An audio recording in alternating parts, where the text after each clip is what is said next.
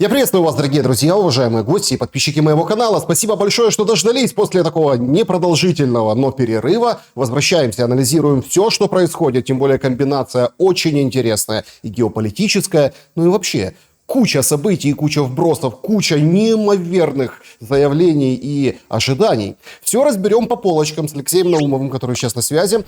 Алексей, приветствую вас. Да, добрый день. Действительно, вы справедливо сказали об этом вихре событий. Правда, реальная жизнь, конечно, превосходит все сериалы и все всякие возможные фантастические сценарии. Пользуясь случаем, призову всех приходить в мой телеграм-канал alexeynaumov.внешпол. Там мы за этой остросюжетной линией следим буквально каждый день вместе. Спасибо. Да, друзья, значит, я хотел бы вот все-таки разобрать эту всю сложившуюся комбинацию так вот в 4 актах, с вашего позволения. Точнее как, с 4 сторон света. Потому что очень интересно, как выглядят события, происходящие, ожидания 15 августа саммита Трамп-Путин на Аляске с 4 позиций. Российской, американской, украинской. Ну и давайте так назовем это как бы Европой, да, ну мы подразумеваем Европа и НАТО. Начнем, пожалуй, с украинской стороны, что, наверное, самое интересное. Зеленский взял паузу где-то в сутки, а потом вышел, как говорится, с утра, да, в субботу и говорит: нет, никакого распила, никаких территорий, никто обмениваться ничем не будет. И, в общем, как бы Европа должна присутствовать, да, то есть на этих всех совещаниях. И активно зарубежная пресса говорит о том, что давайте, сейчас вот какой-то шанс, вероятность, что Зеленский тоже появится на саммите Трампа и Путина. В какой позиции находится Украина в этой всей комбинации сейчас? И Банковая что будет делать? Вы знаете, есть несколько красочных аллегорий, которые выдвигают наблюдатели. По-моему, представитель венгерского правительства сказал, что когда слоны дерутся, страдает трава. Трава в этом случае, да, оказывается Украиной. В смысле, Украина оказывается травой. Это был Алексей Фицо, да, был, который говорит, Фицо, они да. или дерутся, или спариваются. Все равно траве худо. Да, еще вот, собственно, был Ху Сидзинь, это бывший главред этого националистического таблоида Global Times, влиятельного в Китае, который издается тем же самым органом, что и Жэньминь Жибао, да, главная газета партийная, ну вот, в целом, который сказал, что, да, как бы здесь они оказываются, короче, в виде блюда на обед. Вы знаете, это, ну, как бы все довольно оскорбительные, неприятные такие аналогии. Я прекрасно понимаю людей, да, украинцев, которым это не нравится. Это не является на самом деле унизительной аналогией. Здесь нету задачи посмеяться, может быть, она есть у Фицо там и так далее. Но давайте скажем прямо, современные международные отношения, современная мировая политика работает не сильно отличаясь от, не знаю, класса в школе, группы детского сада или, знаете, вот какого-нибудь закона рыб, когда большая рыба съедает маленькую. В международных отношениях есть страны большие, есть страны поменьше, есть страны совсем маленькие. Чем страна больше, тем больше она может себе позволить. Мы как человечество, после Второй мировой войны провозгласили вот Организацию Объединенных Наций, всю эту систему международного права, и она нас на самом деле обманывает. То есть она нам говорит, что все страны равны. Это не так.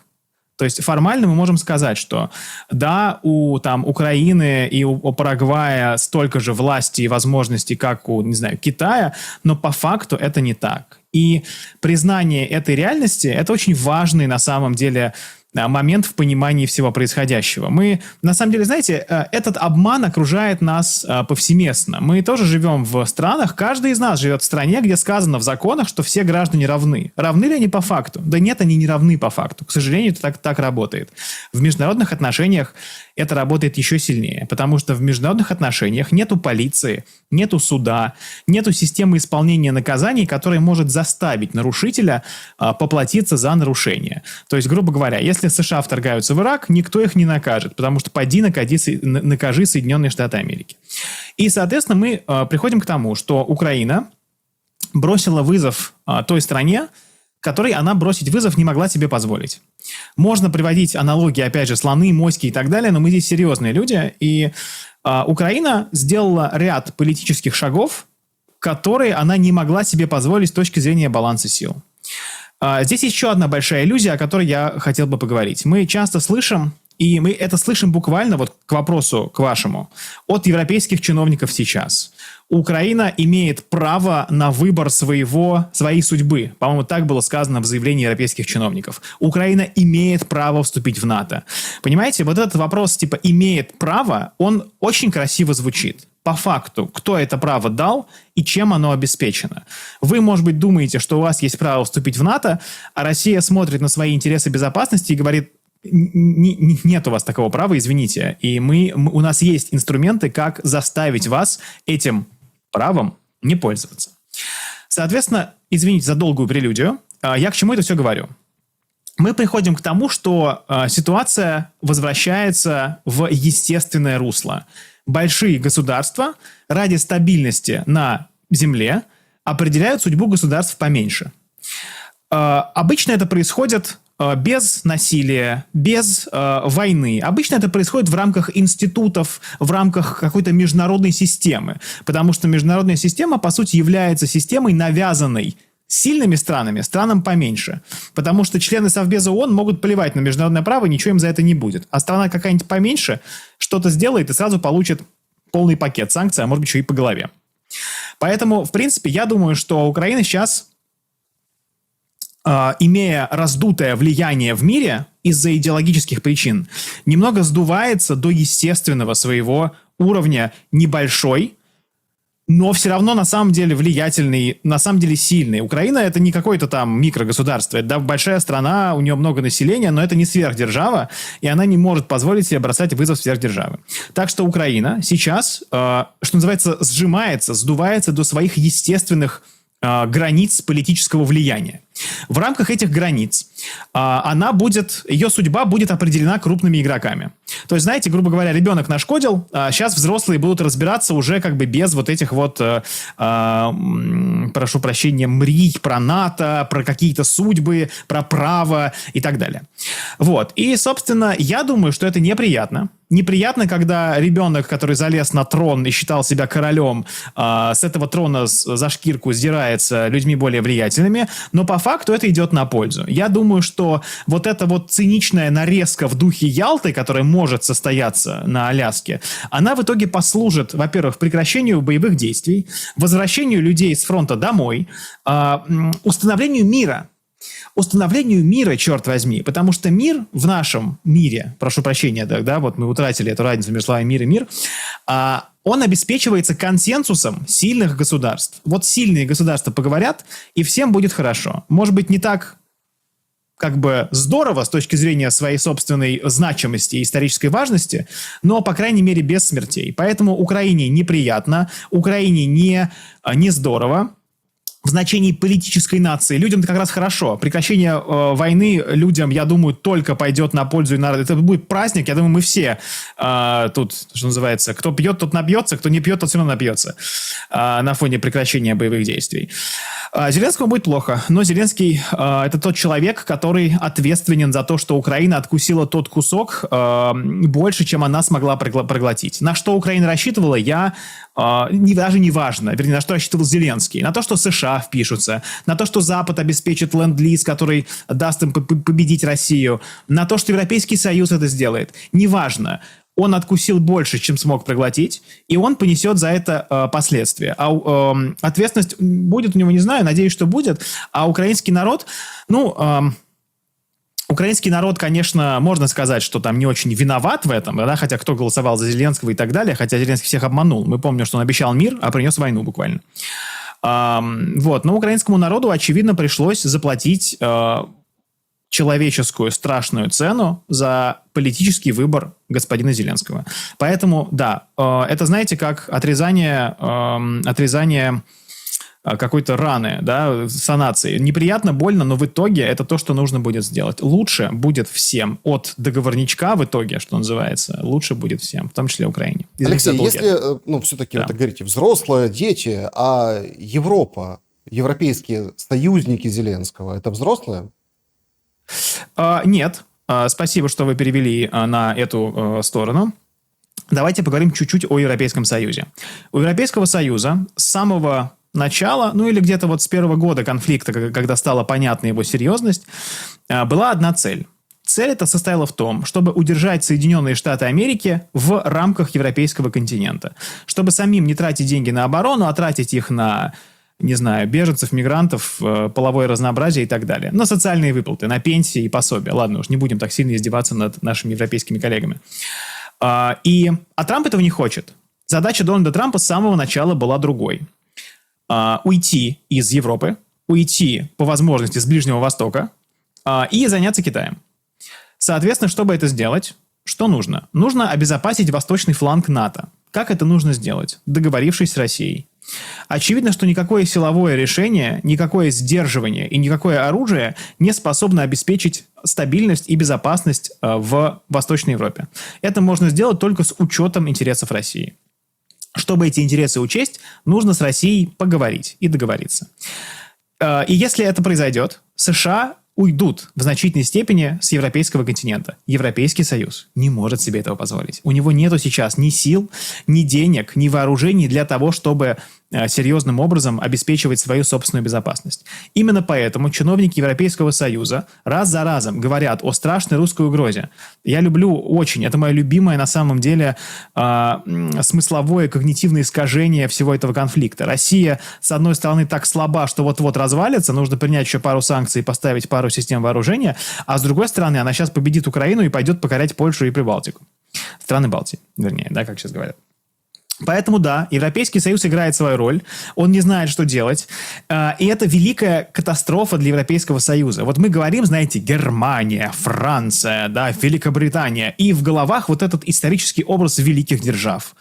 А по факту сейчас вот эти великие исторические державы напоминают лишь, знаете, остатки былого величия, как будто какой-нибудь там, не знаю, кислый канцлер Мерц надел на себя доспехи Фридриха Великого, да, или бороду Барбароссы себе прикрепил искусственную и прыгает с ней. Это ужасно, для них это тяжело, это буквально расставание с иллюзиями. Вот они пытаются, во-первых, обеспечить себе место за столом, чтобы показать свою значимость, важность, и, не упустить США с европейского континента. Но, как мы видим, ни Дональд Трамп, ни Джей Ди Венс, которого, кстати, не случайно отправили на эти переговоры с ЕСовцами, этого им сделать не дадут. Поэтому Европейский Союз тоже находится в униженном, слегка оскорбленном положении.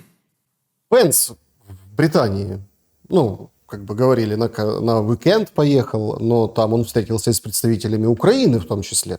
Интересная встреча, подробностей о ней немного. И, судя по всему, Венс, если брать там публичное заявление, да, о том, по Трампу, по его позиции в отношении там урегулирования войны в Украине, это как бы одна история. Но сам характер встречи был довольно-таки странным, таким заговорческим, что ли, не показалось вам? Показалось, но я скорее вижу в этом несколько другой аспект. Смотрите, почему отправили Венса, а не Марко Рубио, не какого-нибудь там Стивена Уиткофа? Во-первых, Венс обладает большой властью. Это второй человек в государстве. Но даже не это самое главное. Самое главное, что Джей Ди Венс – это один из главных критиков и противников спонсирования Украины со стороны Соединенных Штатов Америки.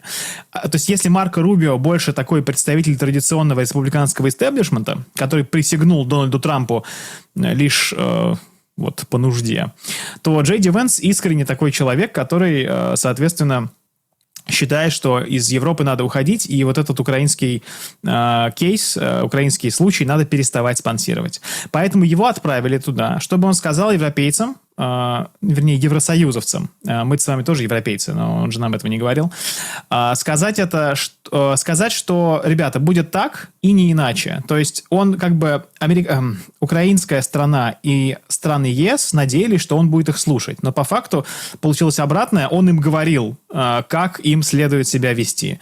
И не случайно мы слышали заявление, что США устали от финансирования украинского конфликта, и они готовы из него выйти, а если Европейский Союз хочет тратить свои деньги, то, пожалуйста, США не против. Это решение позволяет американцам, во-первых, сказать, что они никого не бросали и не предавали, они просто защищают свои интересы, но они готовы продавать вооружение. Это позволяет американцам не тратить собственные деньги на войны в других странах, что очень популярно среди электората Дональда Трампа. И, соответственно, выйти, буквально победителями всей этой ситуации. Если еще удастся помирить... хоть как-то, да, хоть на какое-то выйти прекращение огня, то Дональд Трамп снова может записать себе это в актив своих миротворческих действий. Так что, да, Венс действительно в заговорческом плане участвовал в этой встрече с представителями Украины и стран ЕС, но он скорее инструктировал их, чем слушал. Мы помним, что со времен той самой Мюнхенской конференции, на которой Венс разметал буквально Европейский Союз, на него смотрят как на такого боевого пса Трампа, которого он натравливает на тех европейских чиновников, которые ему не нравятся. А вообще Европейский Союз Трампу не очень нравится, как мы знаем. Встреча на Аляске. Но это было очень неожиданно, креативно, интертекстуально. Потому что очень много подтекстов. Да? Все же там, Ближний Восток, Эмираты, Саудовская Аравия. Или, например, очень активно проталкивали, вы тоже, думаю, наблюдали, да, вот это место встречи Рим. Рим, там, да. Папа Римский Ватикан. или Ватикан, или непосредственно Рим, и там созвон был Трампа с Мелани, и вроде бы как все было на мази. И тут такое неожиданное решение. Как вы к нему отнеслись? Почему Аляска? И какой из этих элементов совершенно разных, исторический, географический, там куча подтекстов, какой вы выставляете на авансцену, на передний план? Политический. Объясню почему. Дело в том, что это решение показывает, что США и Россия – это две страны-соседки. Две страны, которые могут общаться один на один. Им не нужен фильтр в виде Европейского Союза, не нужен фильтр в виде какого-то посредника. Они как бы сами могут друг с другом эти отношения устаканить. Обратите внимание, что Аляска, да, это типа самый удаленный от Европейского Союза, в общем-то, регион на Земле. То есть важно, что буквально на другом конце мира от назойливых евросоюзовцев Путин и Трамп соберутся, чтобы поговорить. То есть из этого это двусторонний диалог. Вот это важно. То есть решение по Аляске политически показывает, что это диалог между Россией и США. Причем, обратите внимание, это буквально визит Путина в США.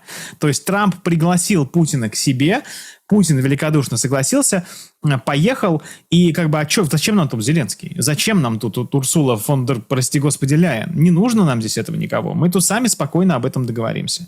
Это важный аспект, да. Понятно, что вообще Аляска – это особый штат, понятно, там сохраняется память о русском периоде, там есть и православные церкви, и там рекордное количество вообще православных христиан с времен русского периода. Много там топонимов, связанных с Россией, с Барановыми, с периодом этим. И это все чтится. Есть там праздник даже, День Аляски, когда российский флаг торжественно спускается, американский поднимается, все это красиво воссоздает атмосферу того самого дня мирной передачи Аляски США, мирной продажи, которая была, кстати, при отличных отношениях североамериканских Соединенных Штатов и Российской империи. Так что, конечно, это красивая такая история, но самое главное, что это переводит вопросы, которые там будут обсуждаться, из плоскости общемировых в плоскость двусторонних.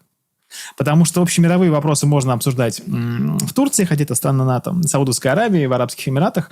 А вот двусторонние вопросы, которые нужно обсуждать, это можно делать на Аляске. Это важно, потому что я давно говорил, что если эти переговоры будут только по Украине, они ни к чему хорошему не приведут. России нечего уступать по Украине, она все может получить силой, пусть через кровь и так далее, но может, а США нечего по Украине предложить. А вот если мы выходим на целую так называемую большую сделку, целый спектр договоренностей по Арктике, по Ближнему Востоку, по космосу и так далее, то мы можем там тут подвинуться, там подвинуться и получить какое-то решения. Плюс, как мы видим по примеру азербайджано-армянского урегулирования, в котором Дональд Трамп принял участие, он любит такие истории рамочных соглашений, когда заключаются какие-то большие декларации о намерениях, все очень красиво, все очень здорово, но в конкретику с самого начала не лезут, чтобы, грубо говоря, не испортить пафосность момента. Так что я думаю, что что-то такое мы увидим, но если говорить о моих прогнозах, я думаю, конечно, первоначально мы увидим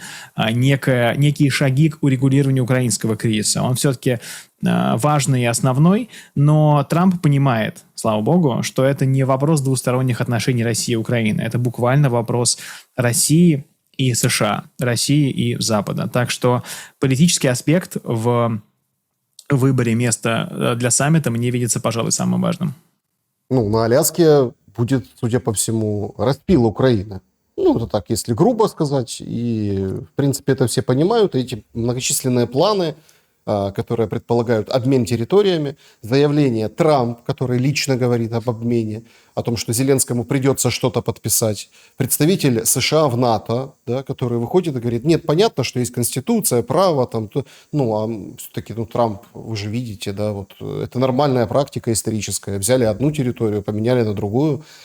Все сейчас делают упор, и это, кстати, очень важный аспект, я хотел бы, чтобы вы прокомментировали его, на вот этой непозволительности, недопустимости, там, условно, отдать в админ-границах Украине, отдать Донецкую область, но получить взамен, то есть без буферных зон, мы понимаем, выход к границам по северу, это Сумская область, Харьковская область, и каким-то образом, да, заморозить ситуацию в Запорожской и Херсонской. По крайней мере, так пишут издания.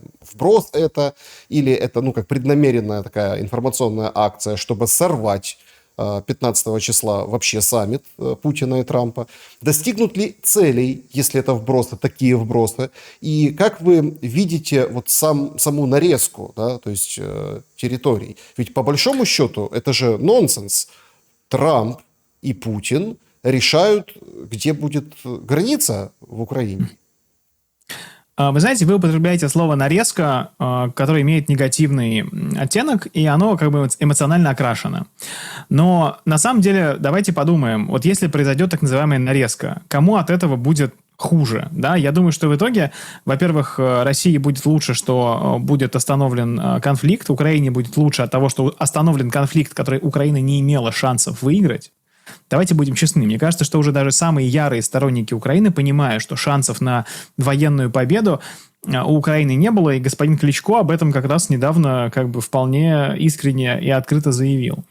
Лучше будет властям стран Европейского Союза, что не надо будет тратить огромные деньги, что беженцы смогут отправиться домой, или их можно будет выслать домой, если они уж слишком надоели. США, соответственно, тоже не надо будет тратить огромное количество денег на поддержку всего этого. Как всем, на самом деле, от этой нарезки будет неплохо. Что касается конкретных территориальных границ, я думаю, что это интересный вопрос. Трамп говорил буквально про обмен землями. Я думаю, что вы справедливо отметили, об этом, кстати, мало кто говорит, поэтому снимаю шляпу, если бы она мне сейчас была перед вами, в том плане, что действительно вопрос о буферной зоне-то как бы не поднимается. То есть Россия не требует буферную зону, которую она, опять же, повторюсь, может получить силой. Да, это будет непросто, да, это будет долго, но силой она получить это может. Соответственно, это важный момент, что Россия от этого отказывается, и, по-видимому, она готова на возвращение тех земель, это тоже моя как бы аналитическая оценка, у меня нет инсайдов, тех земель, которые не входят в состав России по последним конституционным изменениям. И, в принципе, вообще идею обмена земель в свое время предлагал сам господин Зеленский, и кто это был, господин Буданов, да, когда говорили, что заход в Курскую область, да, оккупация вот это нужна для того, чтобы потом эти земли обменять. Как там было? Вы даже не поверите, на что эти земли будут обменены. Ну вот. Соответственно, я думаю, что это то, что может обсуждаться.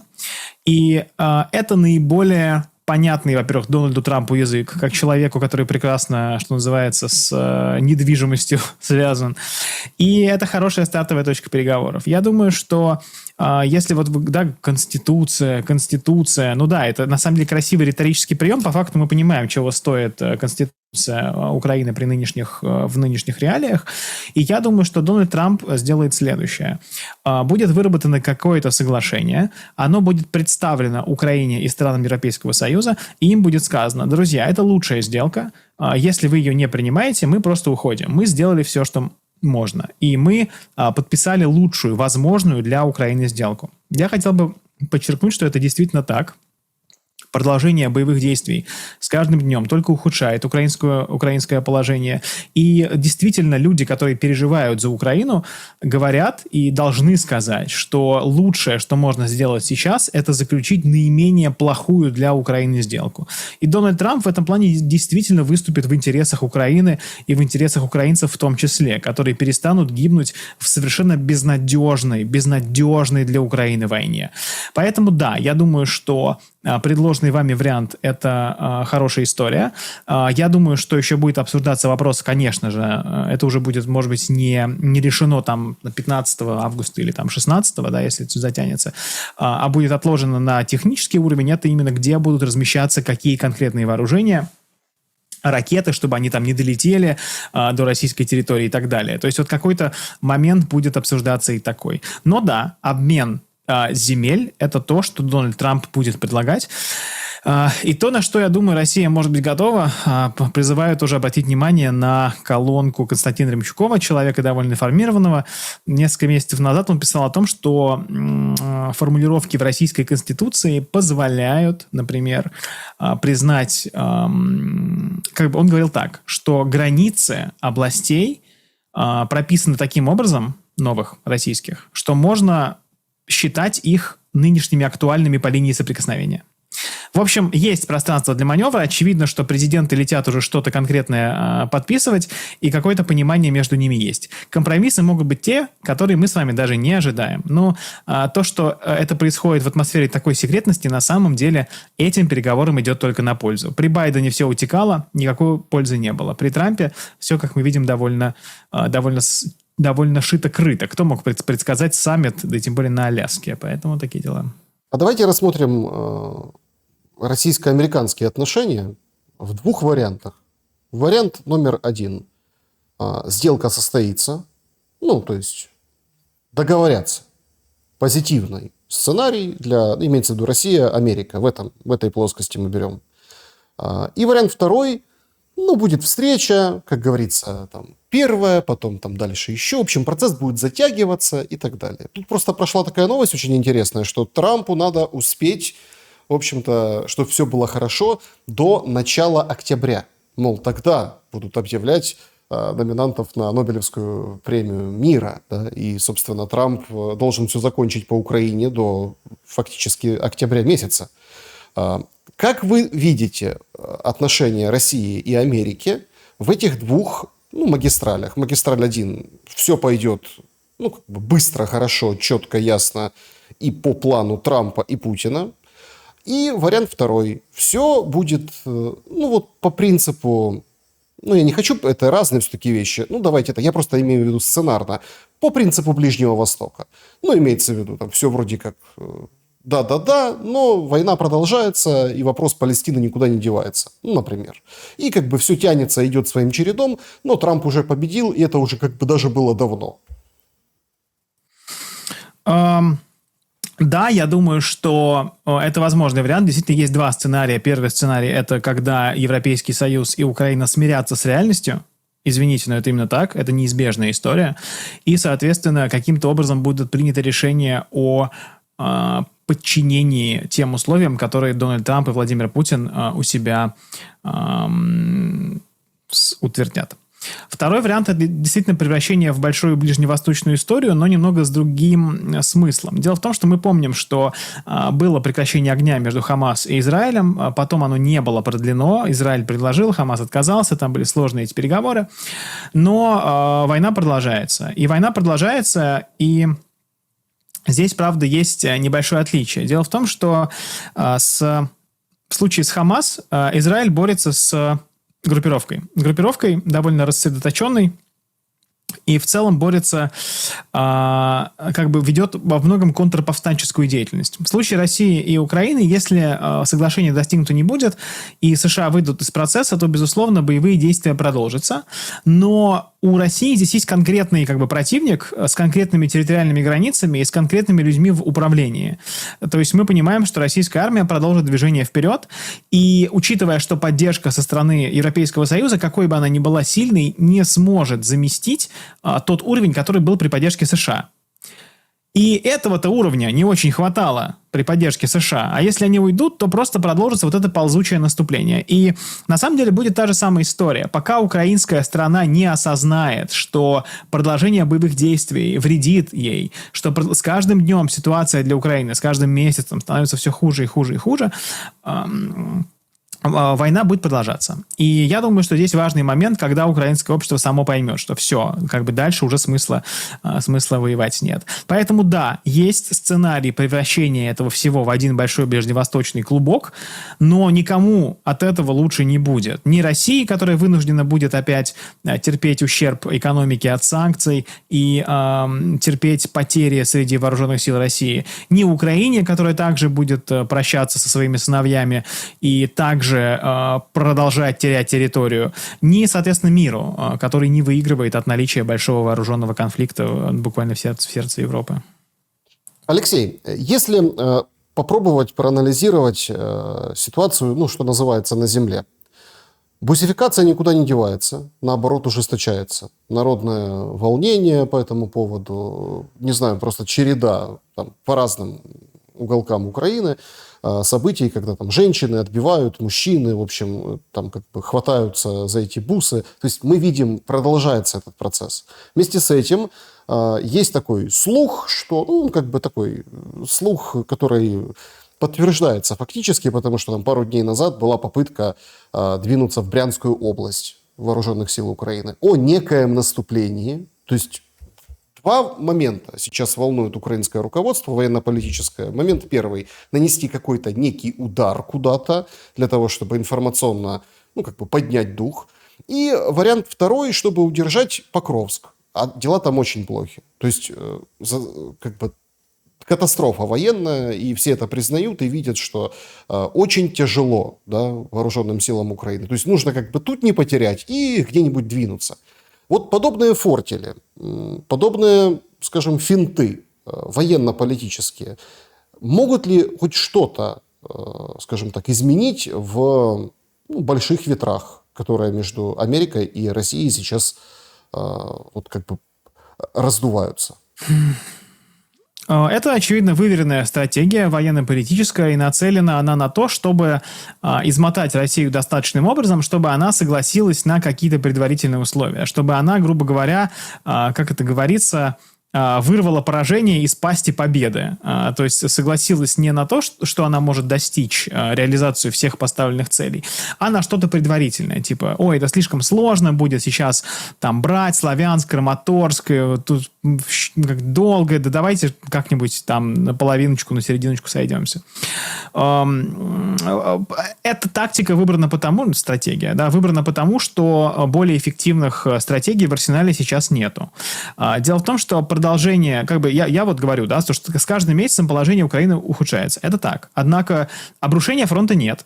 Продолжается, там, бусификация работает, женщины ездят на крышах микроавтобусов, как в этих ужасных видео, но нету катастрофы пока в украинской армии. И это позволяет руководству Украины надеяться, что сейчас нам еще чуть-чуть надо продержаться, тут-то у русских экономика и повалится. Тут-то у них, не знаю, там люди на улицу выйдут, тут-то у них, не знаю, там Медведев захватит власть в стране.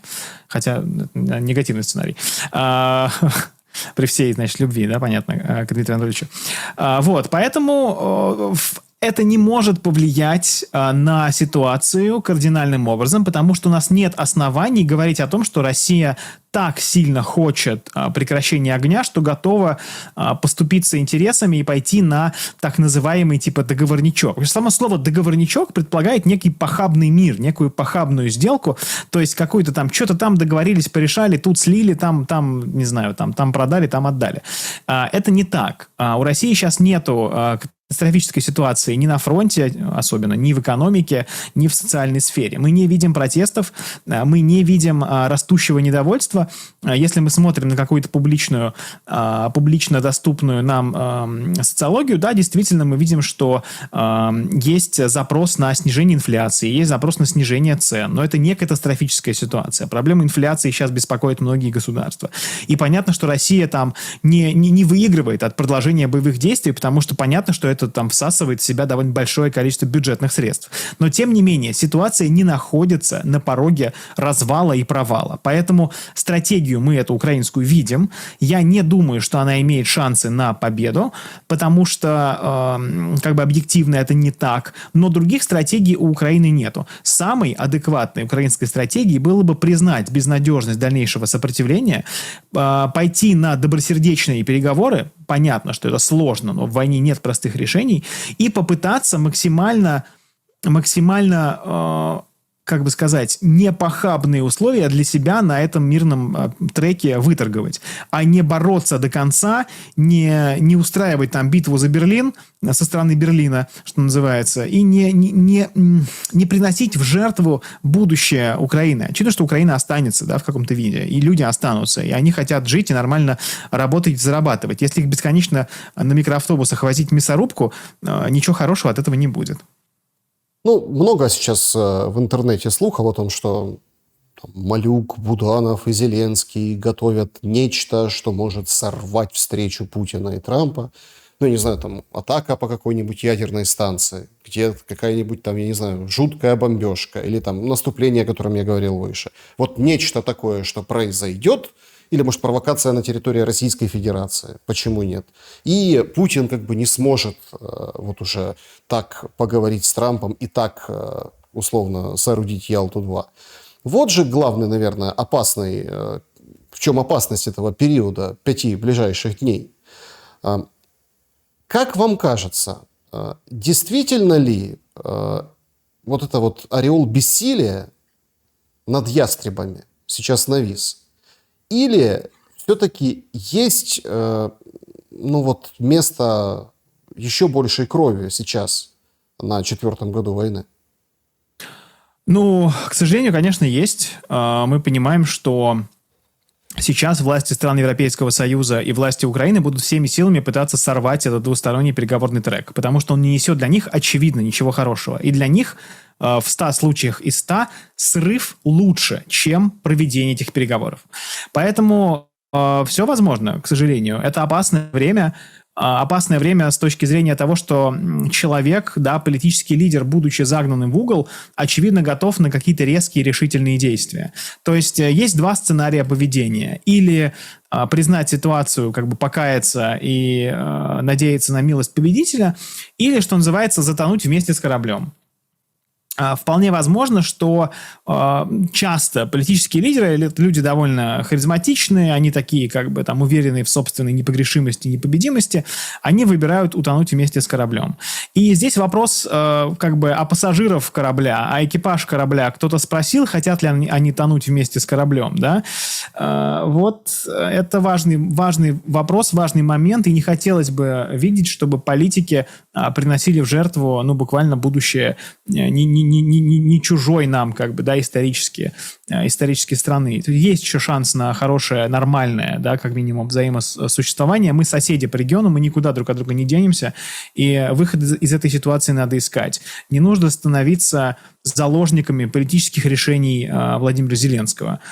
Потому что, опять же, ни к чему хорошему это не приведет. Потому что если Владимир Зеленский решит затонуть вместе с кораблем, и Зеленский утонет, и корабль утонет, и ничего хорошего там не будет. А если попытаться как-то спасти этот корабль, оставить его на плаву, просто выкинув обезумевшего от крови капитана, то, может быть, это то, что Украине стоит сделать. Но это вопрос, опять же, к украинской стране. Пока я не вижу, честно говоря, тоже каких-то признаков того, что, да, есть это недовольство, да, Кличко там говорит правду про киевлян, но тоже украинская система довольно жестка, вертикально интегрирована, все зачищены, телемарафон работает, ну, поэтому сценарий затопления вместе с кораблем остается, к сожалению, актуальным.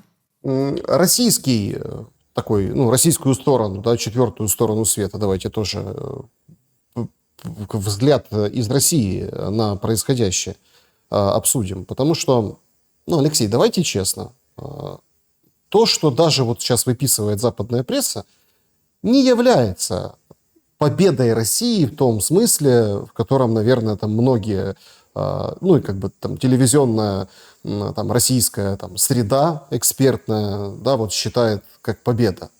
Вообще парадоксально было, когда в главных новостях страны этот саммит называют, чуть ли, когда Дмитриев выходит и говорит историческая встреча, которая там, в общем, ястребы посрамлены и все будет хорошо, а в главных новостях страны говорят о том, что чуть ли не СВО заканчивается, то есть точка. В общем, такие победные реляции, мы не слышали давно, как за прошедшие, условно сутки, да, или там 2 суток. Насколько пластично общественное мнение, давайте так, элиты, около элит, в отношении, представить произошедшее победой в самой Российской Федерации. Очень тонкий, сложный и, наверное, острый вопрос, который будет формировать как раз-таки будущее понимание той-таки Российской Федерации. Хорошо, все остановились, даже гипотетически отдали Донецкую область, а что с ней делать? За это воевали, получается? Честно говоря, мне этот вопрос не кажется слишком острым, да, давайте я на него максимально откровенно отвечу.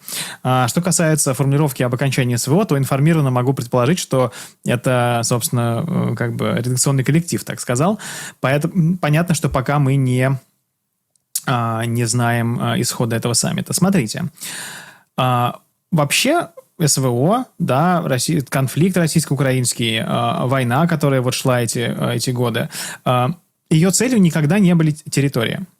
Если бы целью Российской Федерации была бы территория, то территории можно было бы получить в 2014 году. Получить практически вообще без крови при, опять же, апатичной реакции мирового сообщества. Очевидно, что Владимир Путин пытался найти какие-то методы сосуществования с Украиной и западным миром.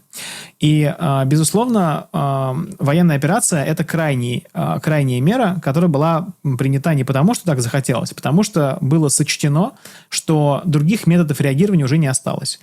Справедливо, несправедливо, так было сочтено. В политике то, что кажется политику, то является реальностью, потому что политик действует так, как он считает правильно.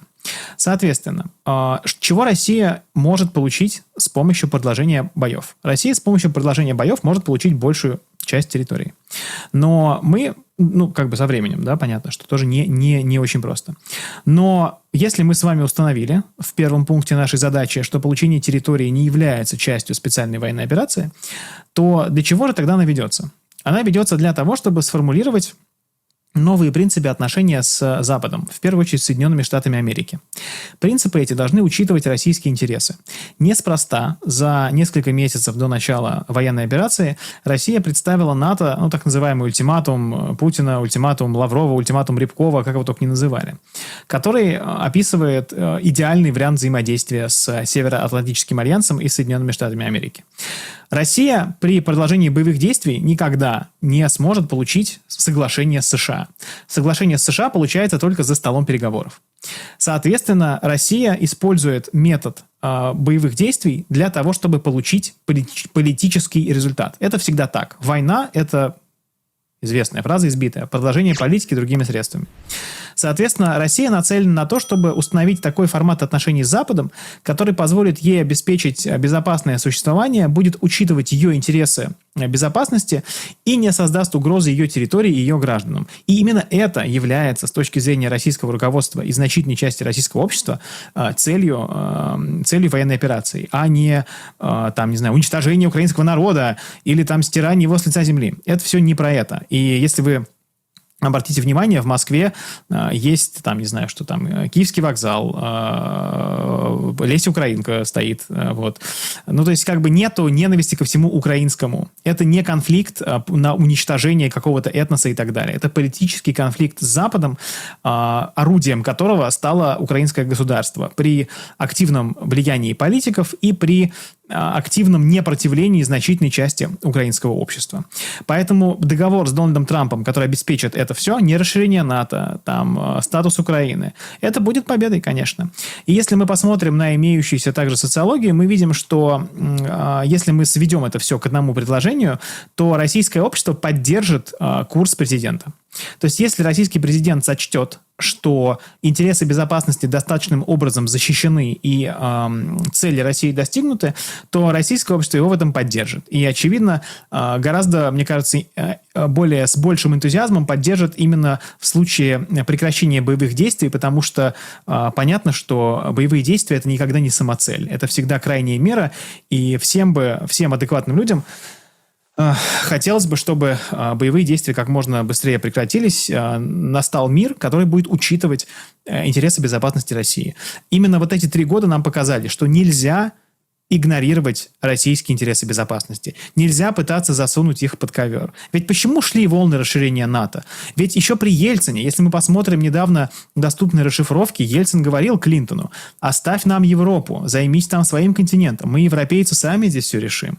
Но Клинтон игнорировал Ельцина, потом Буш игнорировал Путина. Почему? Ну, потому что думали, а что вы нам сделаете? Да проглотите вы все, что мы вам скажем, и все, что мы сделаем. Какие у вас есть инструменты? И вот Россия показала, что инструменты у нее есть, и я теперь думаю, что вопрос на самом деле расширения НАТО на восток закрыт естественным образом. Я думаю, что ни одна страна, которая находится в регионе, не захочет повторения вот этого всего. И сама угроза, что такое повторение возможно, что Россия готова использовать вооруженные силы для отстаивания своих интересов безопасности, будет уже достаточным здесь, что называется, предохранителем. Но, безусловно, Россия будет добиваться фиксирования этого и на бумаге также. Так что, резюмируя, да, Россия поддерживает любое решение президента, поскольку оно ему в этом плане доверяет. И цель России никогда не была территориальной экспансии или территориальной претензии. Целью России было создание архитектуры безопасности. Это буквально фраза, по-моему, из того самого ультиматума, в кавычках, который официально никогда таковым не назывался. Алексей, вы говорите, не одна страна. Ну вот мы же видим, Азербайджан все более становится антироссийским. Вот эти все, скажем так, эпизоды с инфраструктурой, которую Россия побила на территории Украины, да, которая там Азербайджану принадлежит. Сейчас там Азербайджан $2 миллиона выделяет. Ну, в том числе и на это. Это все выставляется как гуманитарная помощь. И понятно, что телемарафон украинский берет и поднимает это на транспарант и говорит: смотрите, вот Азербайджан, он с нами. Но они выделяют деньги, чтобы условно залатать то, что тот ущерб, да, компенсировать, который война принесла. Ведь многие к этому событию в Белом доме, которое вы упоминали, это Алиев и Пашинян, которые там подписали рамочное соглашение, отнеслись скептически. А вы? Да, наверное, зрители скажут, на что еще этот российский эксперт может сказать про соглашение, которое типа не учитывает интерес России. Но правда, это типичное трамповское соглашение. Оно очень рамочное, и в нем нету подробностей. Вот 11 августа, да, должны быть опубликованы, как сегодня, подробности, текст, и многое должно стать понятно. Но там полно противоречий. Скажем, армянская сторона говорит о том, что там будет армянский таможенный пост, армянский контроль, армянский суверенитет над этим коридором. Азербайджан говорит о беспрепятственном доступе, который все это как бы не сочетается. Ну, посмотрим, что там будет.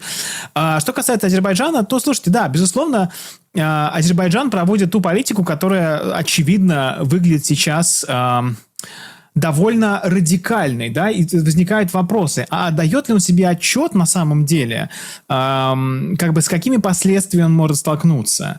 Да, можно там России грозить, можно ей как бы громить, но реально столкнуться с российским противодействием, с российским противостоянием, это довольно сложная и тяжелая история. Я не говорю, сейчас скажут, типа, Наумов грозит Азербайджану войной. Совершенно не так. Но мы видим, что Россия готова использовать буквально весь спектр мер для защиты своих интересов. Является ли провоцирование России благополучным с точки зрения интересов Азербайджана. Будет ли от этого Азербайджану лучше? Тут через какое-то азербайджанское медиа слили информацию, что якобы, если Россия продолжит атаки на какую-то азербайджанскую инфраструктуру на территории Украины, то Азербайджан может, чудесная формулировка, начать думать об обсуждении как-то так, значит, снятия эмбарго на поставку вооружений. Серьезно? Вы этой поставкой вооружений мало того, что Украине не поможете, вы и себя в такую яму загоните. Давайте не забывать, в каком регионе мы все живем, Россия всегда будет рядом. Может быть, хотелось кому-то жить между США и Великобританией, где-нибудь на красивом острове в Атлантическом океане, но вы живете здесь. И пока вы живете здесь, будьте добры учитывать интересы России и не пытаться ее провоцировать. Лучше вам от этого не будет. И я не говорю о том, что возможны какие-то боевые действия. Нет, как бы всегда все возможно. Давайте как бы помнить, что мы живем вообще в человеческой цивилизации, а в человеческой цивилизации вот этот призрак войны с топором на фоне всегда присутствует. Но есть много других методов. И мне всегда казалось, что Азербайджан проводит политику, которая отвечает его национальным интересам, да, пытается лавировать между центрами силы, пытается как бы усидеть на вот этом стуле неприсоединения. Ну так вот, хочется задать вопрос дорогим азербайджанским коллегам. А вот это отвечает интересам Азербайджана? Вот это отвечает интересам вашей безопасности? Вы правда этого хотите? Не надо верить в украинские мифы о том, что Россия слаба и ничего не может. Вот видим мы сейчас, чего Россия может и что она из себя представляет. В общем, я думаю, что надо помнить, да, сейчас как бы сказав все это, я хочу сказать, что Азербайджан — это, конечно, Восток. И Южный Кавказ — это во многом как бы такая восточная культура, где очень важно сохранение лица, очень важны громкие заявления, важно, что называется, не выглядеть слабым, не выглядеть, как вот говорят там, неудачником каким-то. И поэтому пока все эти заявления остаются на уровне слов, путь назад есть, но, мне кажется, не может быть для Азербайджана большей исторической ошибки, чем поставка Украине оружия. То есть для меня это выглядит таким внешнеполитическим просчетом. Ну, посмотрим. Вы знаете, здесь всегда есть, особенно лидеры, которые долго находятся у власти, у них иногда оптика сбивается, да, и особенно когда они действительно, Азербайджан вернул себе Карабах, да, тут как бы победоносно силой оружия. Головокружение от успехов может быть, посмотрим. Но я все-таки считаю, что нормальные отношения между Россией и Азербайджаном вообще в интересах обеих стран. И я думаю, что есть шанс еще вырулить на какое-то урегулирование. Вот в сентябре будет саммит ШОС, и там Путин и Алиев вполне возможно встретиться на полях. Вот это и покажет нам, куда это все вывернет. Но, главное, вот буквально урок для всех небольших государств. Не верьте вы в то, что написано в основополагающем акте Организации Объединенных Наций. Не являются страны равными. Всегда нужно помнить, кто ты, где ты и какие у тебя возможности. Это не унижение, а это, что называется, реальная оценка своей собственной ситуации. Поэтому будем надеяться, что ситуация останется в рамках нормального, нейтрального и спокойного взаимодействия. Сейчас, тем более, после Аляски, может быть, будет... После Аляски, потому что четко, уже даже там не надо быть семипядей во лбу или там каким-то большим аналитиком, чтобы четко видеть, как хочет и как действует Америка. Опять-таки, из того, что известно, из тоже выкладок, там, да, это Зангезурский коридор, они арендуют землю, и вроде как это американская история, то есть американское участие, и там уже, дальше детали там армянско-азербайджанские. Точно так же говорят о Северном потоке. Они берут его, покупают, саму трубу, газ российский превращается в американский, и, в общем-то, денежки платятся условно. Америка торгует с Россией, получается, да, и Америка перепродает, получается, газ в Европу. То есть принцип подхода к сделкам понятен. Но важно отметить вот так вот в завершении вот этой истории, что время-то сжимается. Сколько там? 22 миллиарда в день долг американский растет. 37 триллионов уже перевалили за это число. Это у Трампа, у которого одной из таких магистральных, очень важных линий предвыборной кампании, да, было о том, что вот проклятые демократы раздувают долг, а мы-то сейчас все поправим. Нет, не поправили, движутся в том же направлении. Все сейчас зависит от поведения Америки. Я вот такой вопрос в финале хочу задать. А вообще, готовы ли американцы сторговаться? Аляска сейчас будет у всех на слуху, понятно, там целый день, а потом еще целую неделю, а потом еще и следующие, может быть, годы, наверное, будут вспоминать эту Аляску, потому что Путин и Трамп встретились. А Трамп готов уступать копейку, как вам кажется? То есть денежный интерес, компромисс в деньгах, компромисс в экономике, во влиянии. Это ведь, наверное, самый главный ключ к тому, что нам ожидать от пятницы. Вы знаете, мне кажется, что Трамп, безусловно, готов уступать, но скорее готов уступать политически и готов уступать то, что он не видит ключевым американским интересам. Например, я думаю, что он бы не был готов уступать в вопросе Китая. И он, очевидно, будет просить от России, будет пытаться добиться, чтобы российско-китайские отношения, во многом уже близкие к союзническим, не были направлены против США. Что касается Украины, да, конечно, будет готов уступать. Что касается денежных отношений, я думаю, что он, кстати, предложит сделку. С точки зрения Дональда Трампа, сделка должна быть выгодна США, но она еще должна быть выгодна и контрагенту, или, по крайней мере, чуть более выгодно США, но все равно выгодно контрагенту. Помните, как сказал Дональд Трамп, один из немногих комментариев касательно встречи на Аляске, он сказал «for the betterment of both», что для блага обеих сторон. Он говорил это про обмен землями, но это прекрасно стыкуется и с вот этой финансовой историей. Да, он будет готов, например, позволить России продавать какую-то часть ресурсов в Европейский Союз, если США будут иметь с этого копейку, как и с этого Зангезурского коридора. Реальность состоит в том, что Дональд Трамп, например, заинтересован в том, чтобы Европейский Союз покупал больше жирного американского газа. Это так. Но у США нет возможности закрыть все потребности ЕС. Нет просто столько газа, самим еще надо. И поэтому, да, это может сработать. Дональд Трамп, что важно, он не добивается поражения России, он не добивается унижения России. Он хочет с Россией заключить сделку, которая предусматривает и выгоду для России. Он где-то готов уступить гораздо больше, чем другие американские президенты. Он не заряжен идеологически, как был заряжен Джо Байден. Он буквально делец. И с ним можно договориться, и с ним можно говорить. И это та причина, по которой я довольно оптимистично смотрю на всю эту историю. И, вы знаете, наверное, зрители вашего канала уже знают, что я довольно оптимистичный человек, на самом деле, в этом плане. Вот, поэтому, да, я думаю, что Дональд Трамп готов уступать в том, что не является коренным интересом. Дональд Трамп хочет наладить отношения с Россией. Он хотел это сделать еще и в первом сроке, но тогда помешал вот этот скандал Russiagate о якобы вмешательстве России в выборы и якобы координацию между Трампом и российским государством. И сейчас мы видим, как американские власти борются с теми, кто распространял эти теории. Рассекречиваются доклады, людям предъявляют повестки, высылают для дачи показаний. Так что, да, я думаю, что все возможно. Все хорошее еще впереди. Будем надеяться. Главное не верить вот этим заряженным на войну пропагандистам.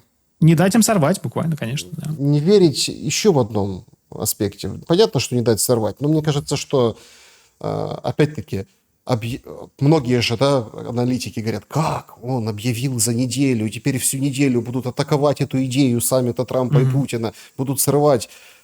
Значит, есть уже драфт, все уже понятно. Да. Поэтому можно и объявить и за неделю, и сделать такой красивый ход с этой встречей на Аляске. Это означает, что уже есть определенные барьеры, уже не пробьешь ты эту стену, с точки зрения этого тоннеля договоренностей, куда заходит Россия и Америка. Многие смеются. Главное не верить ястребам в другом, что условно война остановится и станет хуже. Вот сейчас закон, и все будет хуже. И в России, и в Украине. Ой, а куда девать вот этих там инвалидов, которые как бы поотрывало руки-ноги во время войны, эти ПТСР, скажем так, вот это же сейчас начнется, а политически что начнется, а тут что начнется. И всех пугают вот этим завтрашним днем. Всех пугают завтрашним днем. Но как бы и в этом ключе, знаете, вот обычное человеческое, что нет ничего страшнее войны, как-то забывается. А на самом деле нужно помнить об этом, что нет ничего страшнее войны, а пускай там плохой будет мир, он все равно лучше всякой другой войны. И он когда-то в любом случае будет. В любом случае с этими проблемами, которые накопились за время боевых действий, нашим обществом надо будет справляться. Чем быстрее все закончится, тем быстрее мы сможем начать это делать, и тем быстрее мы сможем друг с другом сосуществовать. У нас другой альтернативы нету. Глобус нам это диктует. Алексей Наумов был моим собеседником сегодня. Благодарю за время и мысли. Спасибо вам большое. Всем, как мне очень нравится ваш лозунг мира и добра. Подписывайтесь на мой телеграм-канал «Внешпол». Всех буду рад видеть. До встречи, я полагаю, через неделю. Да, друзья, всем большое спасибо, что посмотрели этот выпуск. Поставьте лайк, напишите в комментариях, что думаете. Берегите себя, добра и света. Увидимся.